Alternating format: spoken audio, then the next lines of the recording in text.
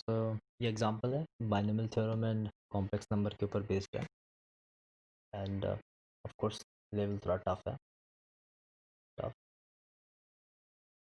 But अगर हम थोड़ा ऑब्जर्व करें इसको तो क्वेश्चन इजीली सॉल्व हो सकता है एंड क्वेश्चन को सॉल्व करने के लिए जो प्रीरिक्विजिट है वो nth रूट ऑफ यूनिटी है और यहाँ पे स्पेसिफिकली यूज़ होने वाला है वो fourth root of unity use होने वाला है कि अगर हम 1 की फोर्थ रूट निकालें तो 4 रूट आते हैं plus minus one and plus minus iota. इनमें से कौन सा यूज होगा वो भी देखेंगे।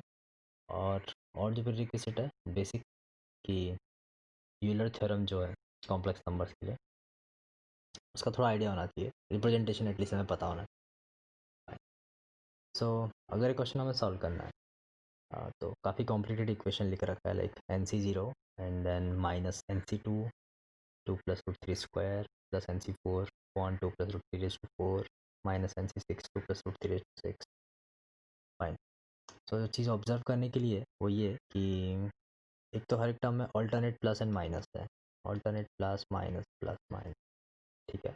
सेकेंड, जो सारे टर्म्स प्रेजेंट है इवन सफिक्स है, सिर्फ इवन सफिक्स वाले टर्म्स यहाँ पे हैं, ऑड सफिक्स वाले टर्म है नहीं। तो हम क्वेश्चन को थोड़ा इजीली समझने के लिए क्या करते हैं कि फॉर अ मोमेंट हम 1/2 प्लस रूट 3 को इसको हम मान लेते हैं कि x है, let this term is x। Fine. And फिर समझते हैं जो हमें फाइंड करना है। तो जो भी एक्सप्रेशन है अगर हम इसको किसी वैल्यू से डिनोट करते हैं, सपोज इसको हमने L मान लिया। सो बेसिकली L क्या हो गया अभी, तो L is NC0 minus NC2 into X square plus NC4 plus x raise to 4 then minus NC6 x raise to 6। और इस तरह हम चलते जाएँ तो इस ऑर्डर में एक्सपांशन बनता रहेगा। अब यहाँ पे एक ट्रिक वाली बात आती है कि ये चीज़ कैसे जनरेट होगी, हाउ, किस चीज़ से, जो मैं लिखने वाला हूँ उससे चीज़ जनरेट कैसे होने वाली है, वो हमें थोड़ा ध्यान देना है। सो अगर हम L को थोड़ा ध्यान से देखें तो L इज़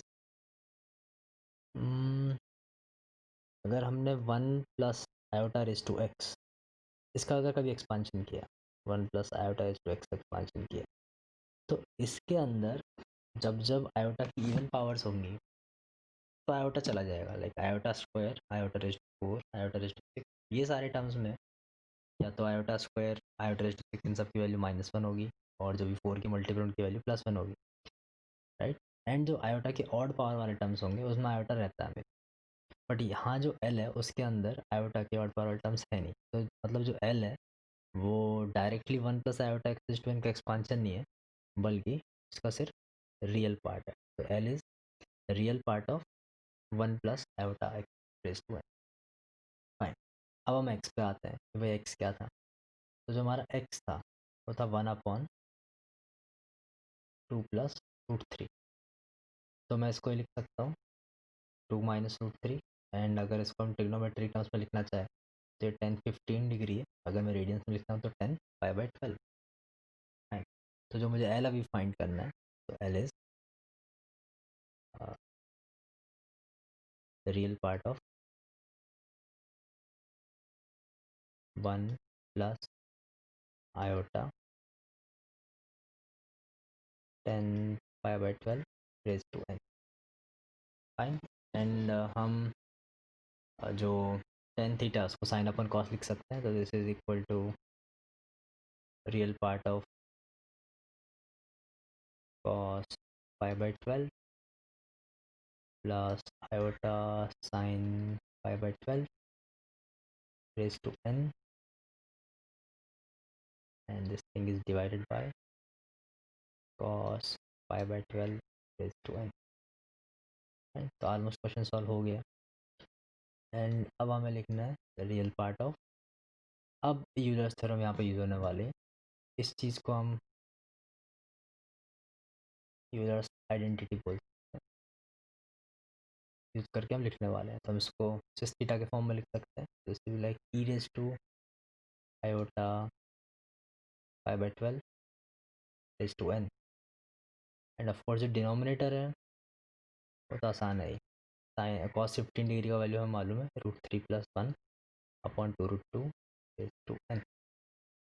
ओके, सो अगर हमसे एल की वैल्यू पूछी जाती है फर्दर, तो L is real part of e raise to iota 5/12, और जो न्यूमरेटर में n जो पावर है उसको हम 12m लिख सकते हैं, क्योंकि स्टार्ट में गिवन है कि यहाँ गिवन है, ये रहा मैं दिखाया था कि n इक्वल्स टू 12m।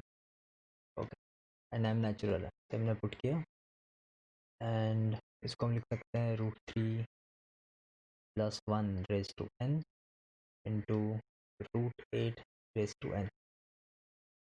तो real part of e raise to iota pi raise to m into √8 upon √3 + 1 raise to n। तो ऑलमोस्ट क्वेश्चन हो गया।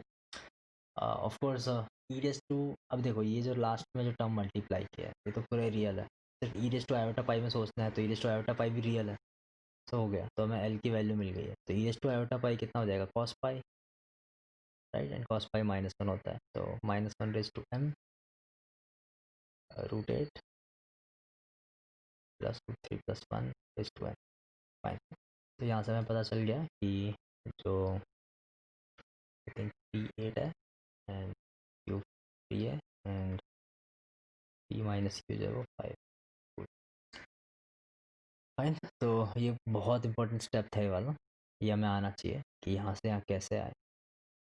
फाइन, तो ये कोर्स बाइनोमियल सीरीज के थ्योरी में आता है, एंड अगर हमें ये आता है तो उसके बाद चीज़ें आसान है। आई होप क्लियर होगा, अच्छा क्वेश्चन।